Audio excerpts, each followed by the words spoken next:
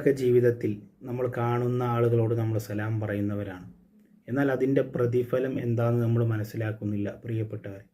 നമ്മൾ ഒരാളോട് തന്നെ സലാം പറഞ്ഞാൽ, നമ്മൾ ഒരാളോട് സലാം പറയുകയും അവർ അത് മടക്കുകയും ചെയ്താൽ അവൻ്റെ മേൽ മലക്കുകൾ 70 തവണ അവന് വേണ്ടി പാപമോചനം തേടുമെന്ന് ഹബീബ് സല്ലല്ലാഹു അലൈഹി വസല്ലം. അവന് വേണ്ടി പൊറുക്കലിനെ തേടും, പൊറുക്കലിനെ അള്ളാഹുവിനോട് ചോദിക്കും, പ്രാർത്ഥിക്കുമെന്ന് ഹബീബ് സല്ലല്ലാഹു അലൈഹി വസല്ലം നമ്മെ പഠിപ്പിക്കുകയാണ്. അതുകൊണ്ട് പ്രിയപ്പെട്ടവരെ, നമ്മൾ സലാം പറയണം. സലാം നമ്മൾ കാണുന്ന വിശ്വാസികളോട് നമ്മൾ സലാം കൊണ്ട് തുടങ്ങണം.